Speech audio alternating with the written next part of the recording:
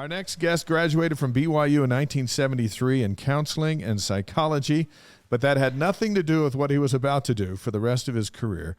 Instead, he flew the B-52 bomber, the U-2 reconnaissance planes for the Air Force, and the ER-2 on scientific studies for NASA. He's live with us in studio. A pleasure to welcome the retired Colonel DeLewis Porter to the Wise Guys. You've just classed this place way up, so welcome. When I asked you to come on the show, you said, well, why would you want me? And we're like, are you kidding? You're as close to Tom Cruise as we're ever going to have on this program. That's right. We're in trouble. But just so you know, we asked Tom. He said no. Actually, we couldn't even get to Tom to ask him, to be honest with you. So Dave wanted Tom after Maverick, Top Gun Maverick came out. Did you like that show? I did. Yeah. Which did you like better, the original or the sequel? The sequel, I think. Yeah, there was a lot of Hollywood with the first one. Yeah. The second one was Maverick was more realistic. So did you feel like it represented what it would really be like in that type of a mission? And I think so. There's some license there, Hollywood license there with that, but there was more realistic, especially pulling the G's. Those were, as I understand, the face. actual, You can't act. You can't send the left side of your face to your ear, right? And so those guys were pulling G's, and having experienced a little bit of that, it's no fun. Yeah. So now I want to make sure we get these right. T-37, T-38, B-52 bomber, U-2, ER-2. You flew all those planes, right? Right. Which one's the most fun to fly? How cool is it to fly? Anyhow, all of those things are pretty cool, but which one's the most fun to fly? Let me first of all start off. You two guys, truly, you're my heroes. Listen, you don't need to suck up to us. I'm not. You're the sucking star up tonight. No, I'm not sucking up. When I grow up, I want to be just like you. I got to tell you, We never grow up. That's why we've decided never to grow up. 30-something years, and we just can't believe it's been that many. And it's like a Peter Pan show here that we're not growing up. We've decided that we are never going to grow up. This is what we're not going to do. Really, how cool is it to fly? How's the best way to explain it? It's one of the passions of my life, my God, my family, and my country. And with my country, it was a lot of the flying. It was a passion. It started early in my life, and it just continued on. I just loved it. My dad told me early on, he said, boy, he called me boy. He says, boy, when you grow up, you need to make sure that you pick something for an occupation or profession in life that you'd like to do, that you're not afraid to get out of bed in the morning. And there were often times I'd wake up at 3 o'clock in the morning to be out at the base or the deployed site to fly an airplane at 7 o'clock. And I was just waiting to get out of bed because I knew that day I was going to strap a jet on my back. And I was going to take a stick in my hand, a throttle in my left hand, push it all the way forward, and then I was going to head to the moon. And I loved it. Man. Now look, when you were flying the U-2, and we're going to show the pictures in a minute, the pilots are handpicked for the program. You're wearing your orange flight suits. You got your white turtlenecks. You got your leather gloves in your pocket. How cool do you guys feel? Yeah, you're cool. Not so much anymore at my age, but you're cool. And you walked around just like we are it. Well, the U-2 particularly, the U-2 was a selected duty assignment. Yeah. It was a Black World selected duty assignment. Which is what? Best of the best. Yes. Yeah. When I entered the program, the U-2 program in 1979, 1980 is when I took my training. And at that time, it's not the same now, but at that time, out of every 100 applicants, there were 5 that were chosen. And I'll sound a little bit like I'm clapping myself. That's all right. No, you should. Right. You should. But it was just neat.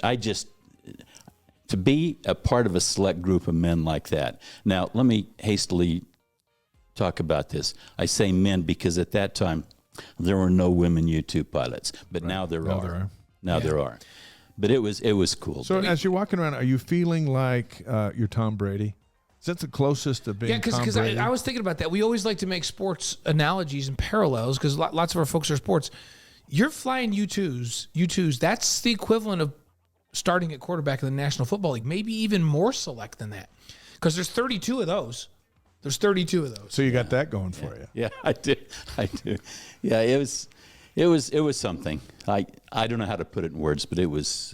I loved it, and I guess the biggest part of that was not only flying the airplane, That was the biggest part, but also the men that they were brothers. I loved them. They were, every sense of the word, my brothers, and they watched out for me. I watched out for them. We all had each other's back. It was a team mentality, Right. that the two of you talk about each week, the team, and it was truly a team mentality. And it was wonderful. When you were here, and you heard us talking to Dave Nixon. Dave was talking about that the thing that he missed once he was done playing football was the camaraderie, and he's still great friends with his old teammates. They're a band of brothers, and they still get together. He and a bunch of them, including my son that played with him, went down to Southern California golfing. Is it that kind of camaraderie, the same kind you feel on a football field, where you guys are just brothers and you're brothers forever? Yeah, I still talk to the fellow U-2 pilots, and when I say brothers, and when I mentioned just a moment ago, they got your back and you've got theirs. Once again, sounded a little melodramatic, but it's with your life. Right. These and we'll maybe talk a little bit about this a little bit later on, but you depend on them for your life. If they mess up, then bad things can happen to you. When I first got hired into the program, a lieutenant colonel by the squadron commander, his name was Willie Horton. I think he's since passed away, but when I got accepted to the program, he said to me, and he said, "Now, Captain, you need to understand something." I said, "Yes, sir." He said, "Listen, if you do good, you know that you're the only one up there. The U-2 only has one engine and one pilot. You're the only one in it." And he says, "If you do good, you're going to get the credit for that. But do you understand me when I tell you if you do bad, I'm going to be the one that's going to come down on you hard? Do you understand me?" "Yes, sir," I said. Was that the U-2 we were just looking at? It was. Yeah, was. That's the U-2 that we were just looking at. So those of you watching with us, that's the U-2. This plane can fly at altitudes of what? 70,000 feet? Yeah, above 70,000 feet. 70,000 feet, the max altitude, the glide distance, and the number of airplanes still in existence, U-2s, are still classified. At least it was classified when I left the program. I don't know what it is now, but it's well above 70,000 feet. Wow. And how fast does that plane fly? Or is it not about the speed? With the U-2, it's not about the speed as opposed to the SR-71. The SR-71, which is a Lockheed airplane, was Mach 3 plus, but the U-2 is sub-Mach. At altitude, you're cruising. You live and die by the Mach number at altitude, and it's 0.715 Mach. 0.715. Tom Cruise went like 11, right, in the movie? No. He tried to, but like that wasn't real. That like test that. one that he went, Yeah. he went to Mach 10. That might have been more Hollywood. That was Hollywood, right? That was a little bit of Hollywood. Yeah. These adventures that we're going to talk about, they start really in Idaho Falls at a drive-in theater. You're watching a movie as a kid, and you've got pilots on the big screen, and they've got their sunglasses on. They're looking cool. They're getting out of these awesome machines, and you're hooked. Yeah, you remember that. Me telling you that, Yeah. Dave. Yeah, Idaho Falls, Idaho, the Skyview Theater was a drive-in theater. Some of you may remember it's one where the speaker came in, you hung it on your window and listened to it in the car. Oh, yeah. I remember that. You remember that? I do remember Yeah. that. And so I was young at the time. I'm thinking it was probably 7 or 8 years old, something like that. Yeah. The movie that night was about Korea and the war in Korea with the F-86s. And so I was watching this movie, and all of a sudden it shows the flight line with a row of F-86s, which I still believe is one of the most beautiful airplanes ever made. And there the pilots are walking out. They've got their parachutes on their back. They're holding their helmet in their hand. They've got their flight suits on. They got their gloves, and they're crawling up in that airplane. And as they're walking out to the airplane, okay, they've got the swagger. Yeah. Are you ready? Yeah. They've got the swagger. And I looked at that age, and that image did not leave me. Now, that might make you think that I was a little bit juvenile. Well, I was. Well, you were 8 years old. So, but that's what you said you wanted to do when you were 8 years old, and then you pursued a normal academic career. You got your degree in what, psychology at counseling psychology. Counseling psychology minor. at BYU, but then did what? I love that you and your dad, we were having this conversation. We had my son on a couple weeks ago about you got to do something that you love, that you're passionate about. Dave Nixon was just talking about that just now. So what you were passionate about is what you actually ended up going to do. And now we want you to tell this story because now we're going to fast forward a few years from the 8-year-old. You're flying B-52 D and G model bombers. You and your crew are assigned to stand on alert in the event that something should happen. And out on the tarmac is a B-52 loaded with nuclear weapons, ready to go and drop on the Soviet Union. You get the call to go out to the B-52. What happened with that story? Okay. Let's stop back a little bit. Every third week, you'd pull a week of what they call alert, and that's nuclear alert at the time. That's when there was no airborne nuclear alert at the time, but there were B-52s on the ground. They were loaded, as you said, with nuclear weapons. And if the klaxon, they called it a klaxon, if a klaxon went off, that was the horn, you would immediately run to the pickup. Every crew had a pickup, and you drive that because it's down a ways on the ramp. You drive it to the aircraft and get in the airplane, and you always started the engines. And because with the B-52 at that time, it had a cartridge start.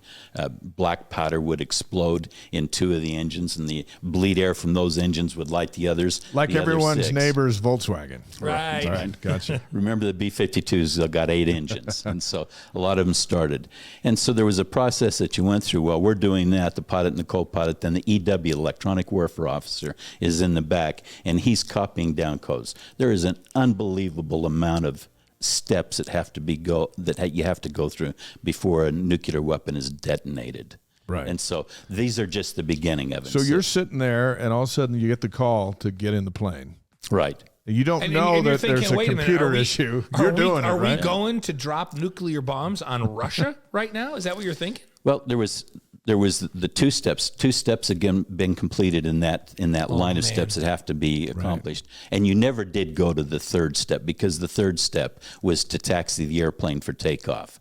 And so all of a sudden, the EW and the navigator, they talk back and forth and confirm that the code is right. And so we got the 3rd one, and I looked over at Dale Bugby. He was the co-pilot. He looked at me. Our eyes turned huge, and all of a sudden, the whole world got very serious. Yeah. Yes, I can imagine, man. Because we thought there were incoming nukes into America. That's the only reason you'd take off.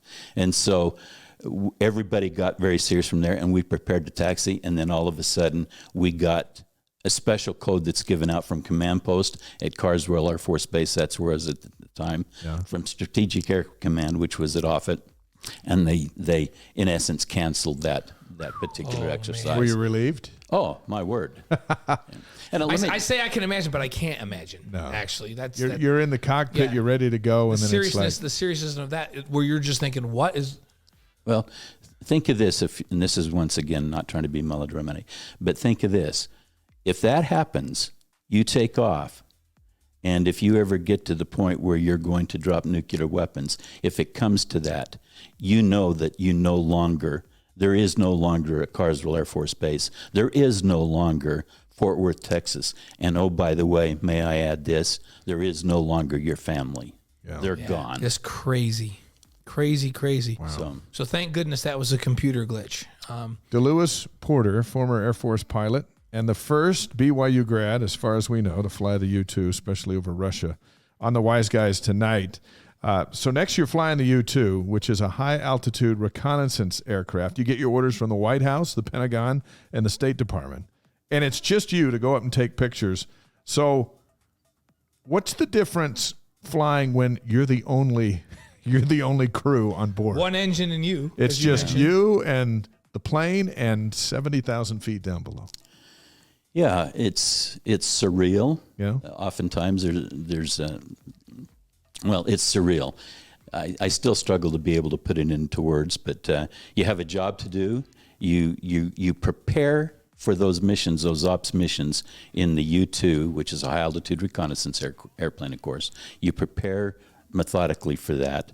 And so when you go fly that mission, you know exactly what you're going to do. You know exactly when you're going to do it. And you know exactly what you can expect from the bad guys. Yeah. Man. So. Hey, so one day, I'd kind of like to have a wingman. I don't know. I think If I was going up, I'd like to have you I don't want to go there. by myself either. But Dave and I, we can't even do a show by ourselves. We always have to do it together. So we're kind of attached at the hip. So one day you're going to a meeting, and you get a call from NASA. Next thing you know, your own flight plans have changed, right? Because you're going to go in a different direction. How did that go? Yeah, that was, this was in... By the way, no one else gets this kind of a phone call. Right, exactly. So go ahead. This is in 1996. That's the year I retired from the Air Force. And what caused that is I got a call one day. I was at Beale Air Force Base. That's in Northern California, just a little bit north of Sacramento. And I got a call from a fellow brother, Bill Collette. And he was a U-2 pilot. We had known each other very well. And he had been hired, after he left the Air Force flying U-2s, he had been hired by Lockheed to be contracted to NASA to fly NASA's ER-2s. Now, the ER-2 is a high-altitude, it's the same thing as a U-2, only they do airborne science, and it's high-altitude work for them. And so he says, D, how you doing? I says, I'm doing fine. What are you doing, Bill? He says, listen, what are you doing? I says, well, I'm going to go to a meeting in 10 minutes. He says, no, you're not. And I says, no, what do you mean? What do you mean, Bill? He says, no, what am I going to do? He says, you're going to go to CBPO, Consolidated Base Personnel Office. You're going to go up there and you're going to retire from the Air Force. And why am I going to do that, Bill? And he says, because I need you here. At that time, it was at Moffett, where the ER-2s were. That's in the Bay Area, San Jose. And he says, because I need you to be on a deployment to fly the ER-2 in Alaska. We're going to do some work in Alaska. And so I said, okay, Bill, well, that's what I'll do then. And the reason being is because, remember when I said it was a passion? Because I knew that it would allow me to continue to fly the U-2 and airplanes for another 16 years. And so I went to CBPO. I put my paperwork in to retire. Christine knew nothing about it. That's my bride. Right. She knew nothing about it until I went home and said, well, I retired from the Air Force today, dear. Okay, now let's talk about your bride there for a second. So I know part of this story. So NASA asked you how much you want to get paid. And let me ask you this, was it a mistake that you did not consult Christine on the answer you gave? Yeah, it probably kind of was. I when I went to work after Lockheed lost the contract with the ER-2, another company picked it up, and we won't mention that name, but another company picked it up. And their HR representative called me, and they said, now, Mr. Porter, says, we have never had a pilot work for us before. And so we don't know quite how to do this, but we're looking at a compensation package. And I said, okay. And I hadn't even considered a compensation package. I was doing what I loved. Yeah, you're in the military, which is all very structured, right? Well, that's right. That's right. Well, I'd been working for Lockheed, but anyway. Oh, that's right. You were working for them then. Right. And so she said, well, what do you think you need? And I said, well, I hadn't given it any thought. And she says, well, what I'm going to do, this is a quote. No. What I'm going to do is... By the way, this also never happens to us. Go ahead. Yeah. What I'm going to do is I'm going to give you a number, and then you tell me how many zeros to put after it. She actually said that. Wow. And foolish me, she didn't know that I would do what I was doing for no pay compensation at all.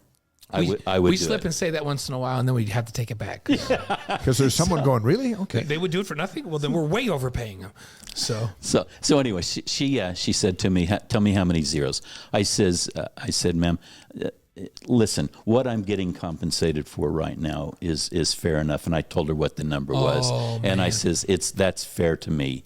And she thought about that for a moment, and she said, well, we will do that, but if it's all right with you, if it's all right with me, can we sweeten the pot a little bit by a sign-on bonus? And so so they took care of you, but when you told that story to your wife, she would have had an answer of how many zeros, right? Yeah. And there'd have been a little bit more than you might have suggested. I think there should have been at least 6 zeros. Well, that's a family joke now, and Christine every once in a while still will chide me about that. She has to. She's earned that right. But they paid you well, and now you're flying the ER-2. We're visiting with DeLewis Porter on the Wise Guys. He's a BYU grad, a solo pilot of the Air Force U-2 and NASA ER-2 reconnaissance planes, flying all over the world. And now let's get into some specifics. Yeah, some specific Three missions. cool missions we want to talk about. Yeah. Should we start? Let's start with your fly. You fly over the Amazon, and a study of thunderstorms. So you're flying at night by yourself. You hit the lights and literally sail along with the stars out there over the Amazon. What was that like? Yeah, that was one of those things we call an epiphany. It truly was. And so what we were doing, it was... and when you say we, it's you up there by yourself. Yeah, me in the airplane. Right. That's we. That's we. Yeah, Okay. Yeah, I honestly believed that the airplanes were part human. Each one of them flew a little bit different, but that's not what we're talking about. So working out of deployed to Sao Paulo, Brazil, and we were, for the scientists, we were doing work over the Amazon at night where there was convection. Convection to a scientist means thunderstorms. Right.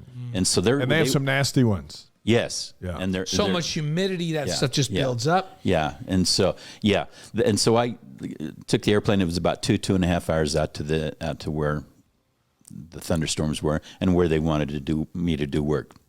I was not talking to air traffic control because when you're above 70,000 feet, there is nobody else. is Nobody's up there, So right? they don't care about you. No worry about a bird encounter. You're too high. There is nobody else. And so I'm talking to the scientist on the ground, and I've got equipment on the airplane that's measuring what they want to measure. I'll make this fast. And so they,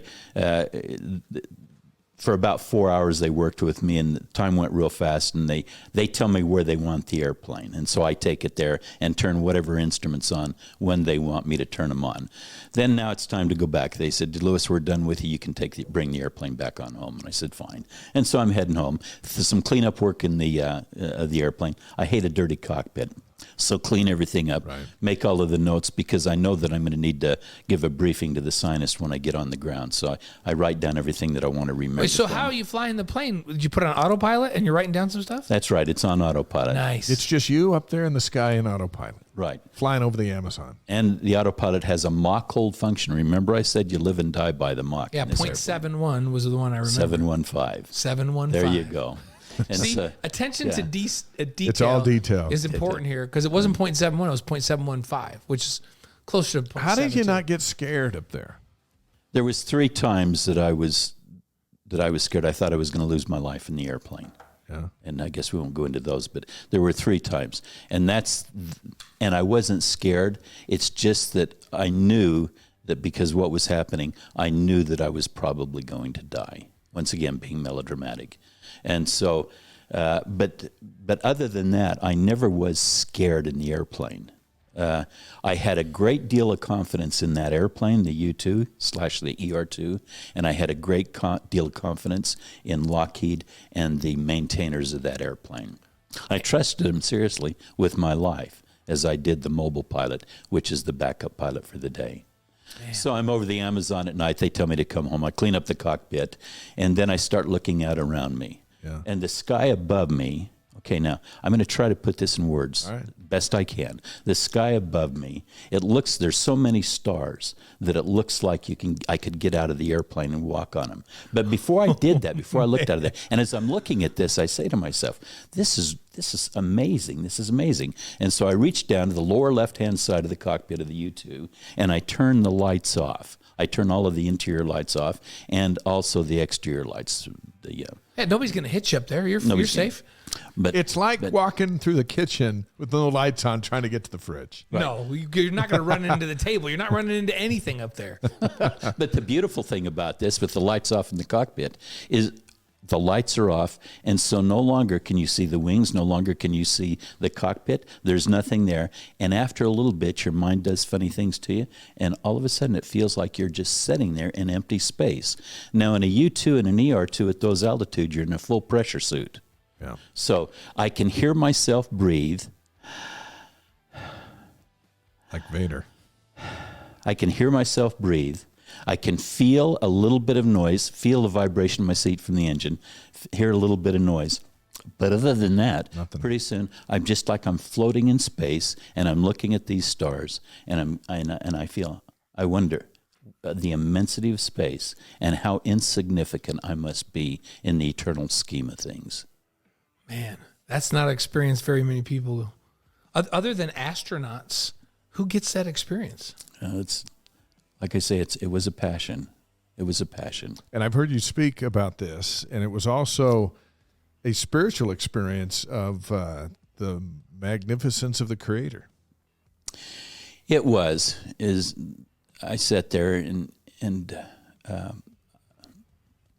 I had believed all my life in a Heavenly Father, right, and in a Jesus Christ. Sure. I believed that. I knew that they existed. I still know it even better than then. But at that time, I was a full-grown man, an adult, and I felt that my position on the eternities were pretty solid.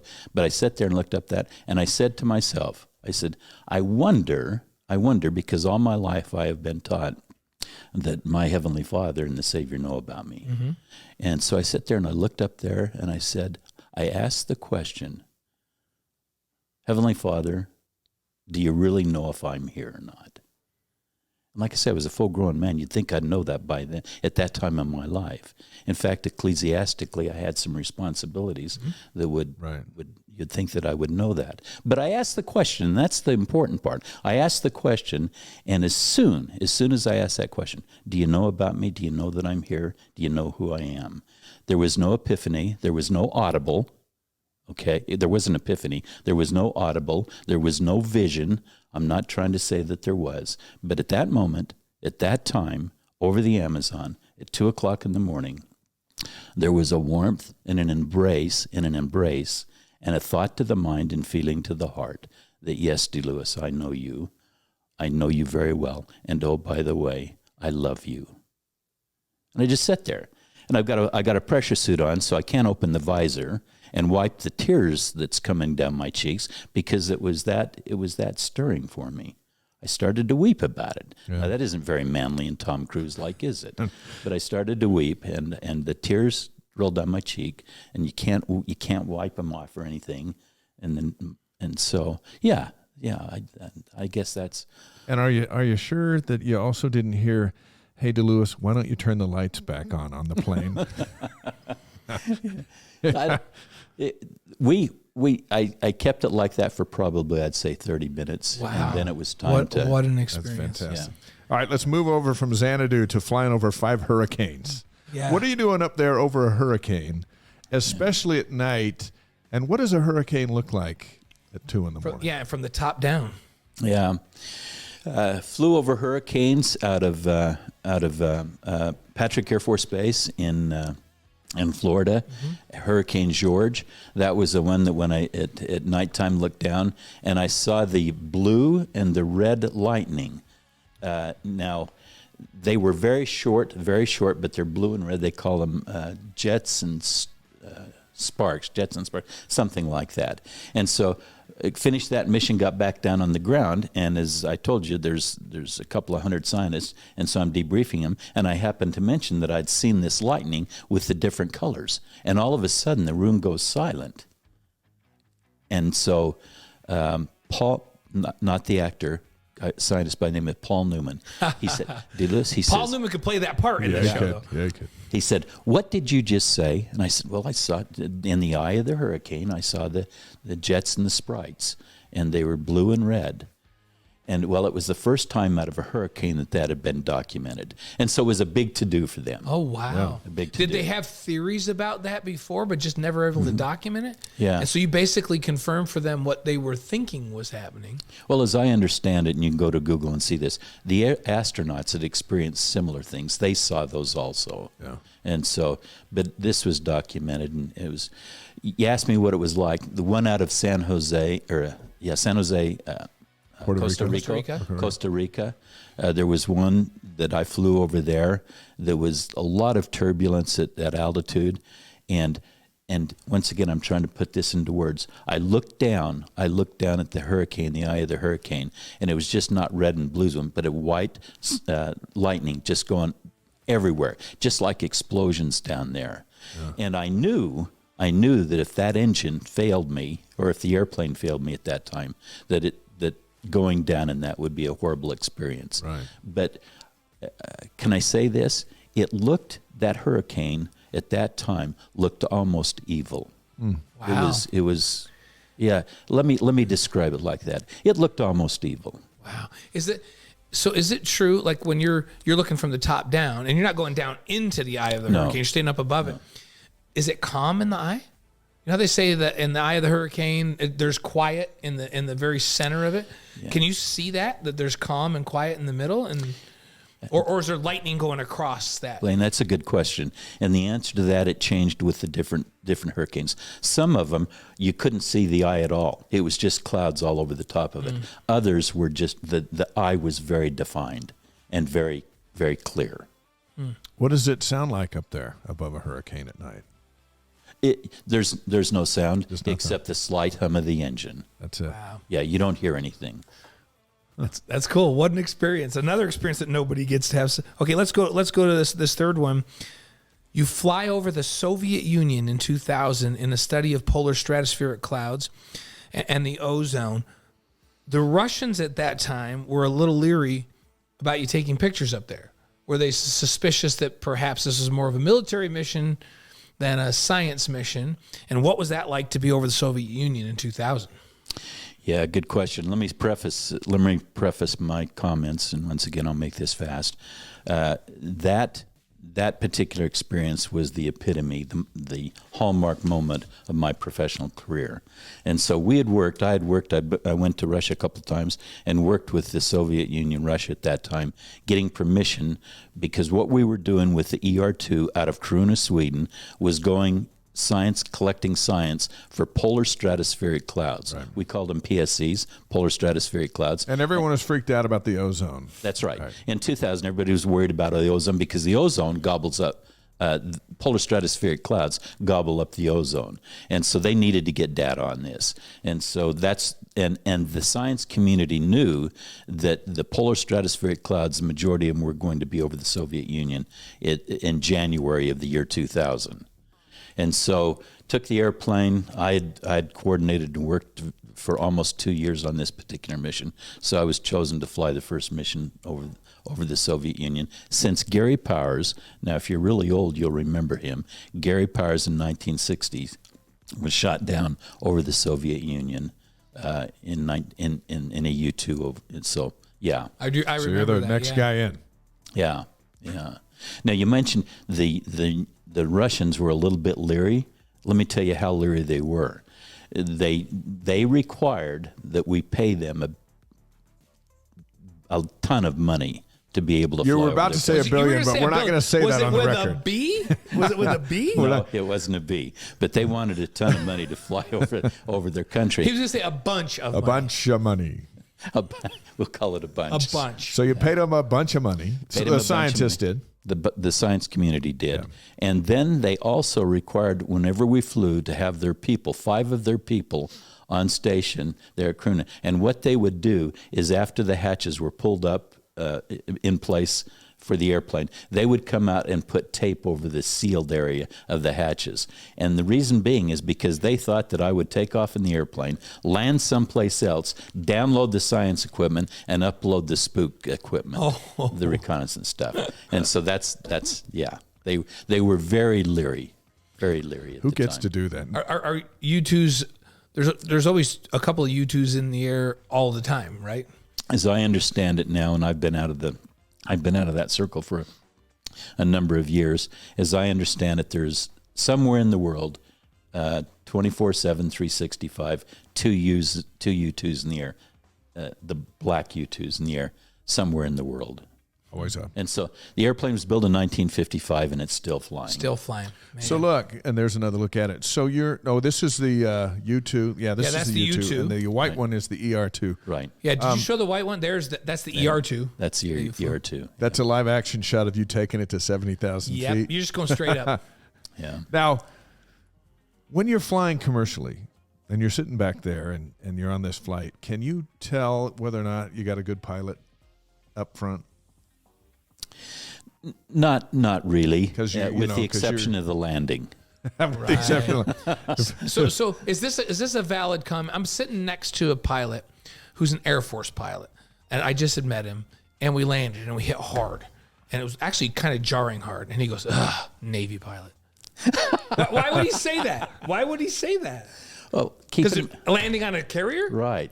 Oh, my gosh. And Navy He pilot. just shook his head. He's like, Navy pilot. they purposely Just hit it hard. Just hit it hard. Yeah. So in all 4,000 hours of flying in a single-engine plane by yourself over the North Pole, we may have you back at Christmas time to talk about that. North Pole, Korea, Brazil, Africa, South America, the United States, other places that remain classified to this day.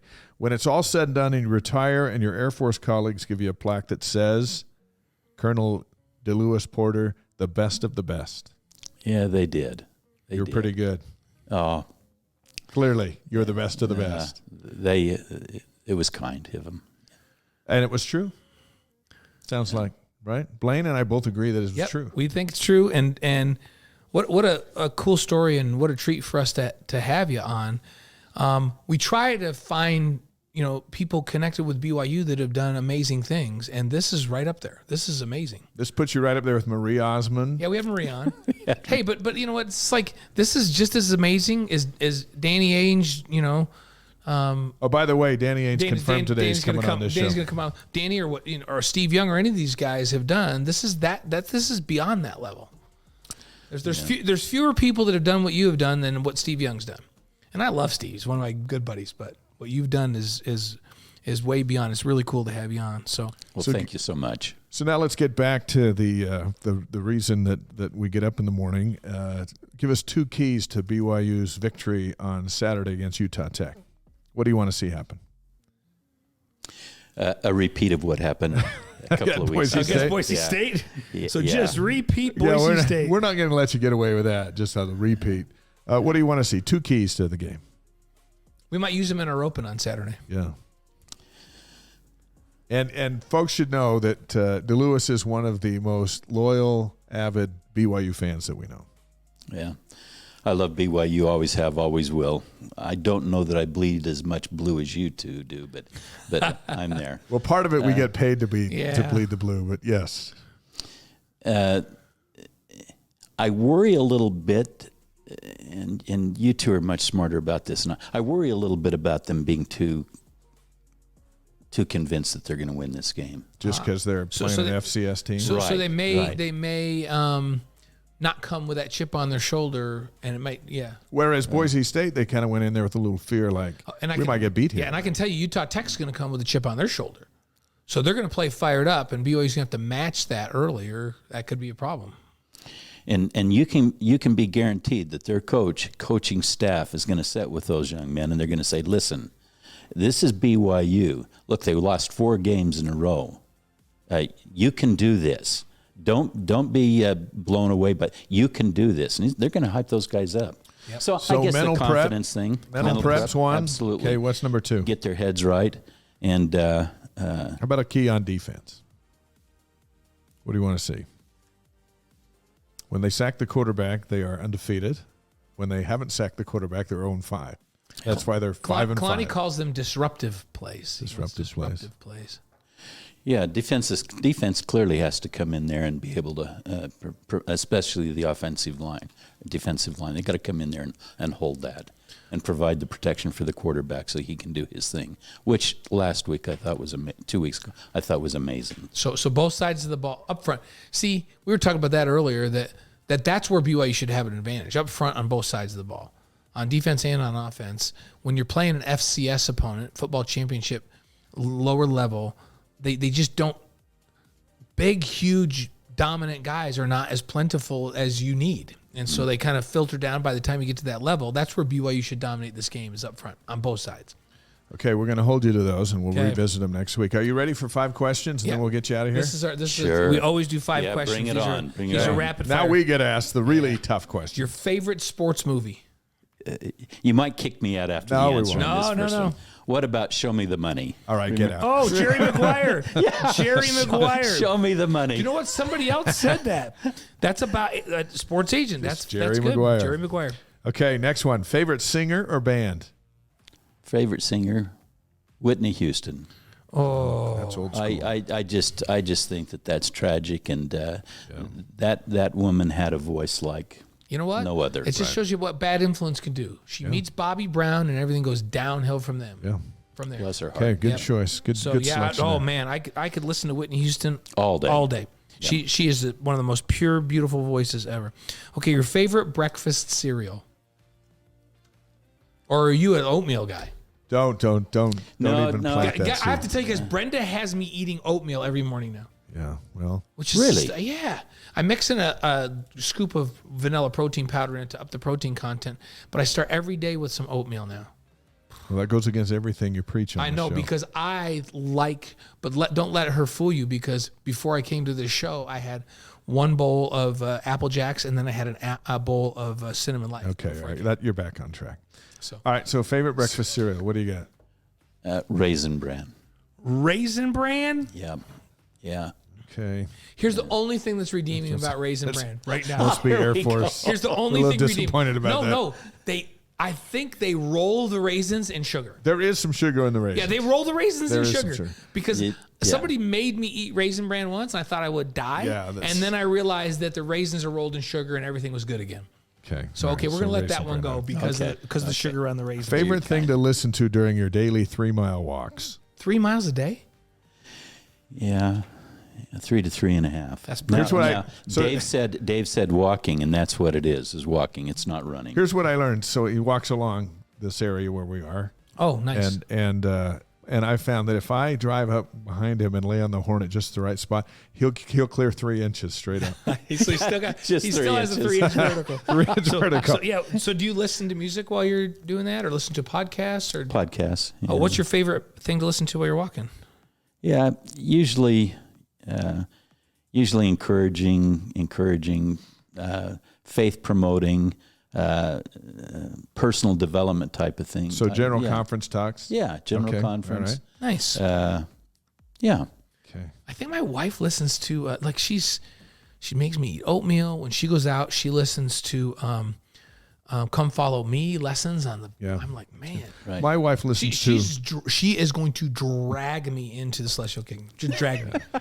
My drag me wife right there. listens to podcasts like "Why Didn't I Marry Better?" Those podcasts. That's what she's listening to. She's determined. She to comes in shaking her head. I'm like, Yeah. Oh yeah. Our wives are determined to drag us right into the celestial kingdom. okay. And that's a good thing. That is a good thing. And DeLewis knows Diane. You don't know Brenda, but they're a lot alike. We They're a lot outkicked alike. our coverage so unbelievably. Like we kicked so beyond our coverage, and we tricked them. Okay, now be honest on this fifth one. We're pretty sure you've been honest all night, but I'm just saying, be honest on this one. Yeah. Your favorite country to fly over at 70,000 feet plus and take recon photos. Have you heard anything about when we're going to have rain? The next time we're going to have any rain? It's not for a week. Not for a week. I can tell you this. Let me tell you this. Okay, and I thought what you're going to ask, Dave, was what is the most beautiful country to you? Where did you like being the most, flying the most? Yeah, but And then I thought this one was so much more interesting. I knew you would. We were trying to get some class. Okay, I will give you a Give pass. us a general area. Yeah. I'll have to That fly you're over. Let me just tell you this. I will share this with you. I've flown the airplane a lot of different places. You to a lot of different places in the world. Yeah. And from altitude, it's all beautiful. It truly is. It's all beautiful. But when it was my job oftentimes to bring the airplane back from a deployment, about 280 miles out, I could start to see the coastline of America. Yeah. And that's when I got goosebumps. In fact, I have them. That's when I get goosebumps. To see America, and maybe I'd been gone 2.5 months at that time, but to see America and then fly into America, it just was something very, very peaceful and very important to me. I love America. By the way, DeLewis's degree in counseling and psychology at BYU. Remember, he started with that way back before any of these flights. They may not have prepped him for the sky, but they did get him ready to serve as a bishop and stake president. And so it all just connects with all the dots of your life. And I think it's fascinating how you represent BYU and the things that you hold dear, and you're a football fan and basketball fan and all that stuff in the midst of all that. You're a good neighbor, and we're friends. And so we appreciate you coming on and being a big shot. for us tonight. Oh, thank you. Pretty cool. And by the way, some of our followers said Raisin Bran rocks. So, and I don't even know why. I thought There you go. I thought you were going to show up tonight in an orange turtleneck. orange with a white turtleneck. Right? Yeah, white turtleneck with the flight orange suit with flags. Yeah, suit. And so when you came in and it was neither, I thought, all right, maybe he doesn't have it anymore. Do you still have the suit? Okay, I can tell you a secret. I'm gonna lay it all out. All right. Okay. I went downstairs in the closet and pulled out of a bag that Christine's got him loaded in an orange flight suit. Tried to put it on, and it wouldn't zip up. So we'll leave it there. We'll leave it there. It was a long time ago. Don't feel bad. If I tried to put my football uniform on right now, it wouldn't be a pretty sight. It would look like I have a flak jacket on without one on. It really, it really would. All right, we'll let you go. Thank you so much. Thank you so much. Thank you. We appreciate you coming on, and Thank you so much. we appreciate all the great work you've done representing our country for so many years. It's amazing. Thank you. Amazing. Show me the money. That's what you went with. Jerry Maguire, show me the money. Show me the money. DJ, show Tom DeLewis Cruise. the door after showing him the money. Do you know why it's show me? Because it's Tom Cruise, Top Gun Maverick. Oh, yeah. That's connected. It's all connected. He's connected. It's all connected. Love you, All right. brethren. Thank you so much. Great to have you on. Appreciate Thanks it. so much.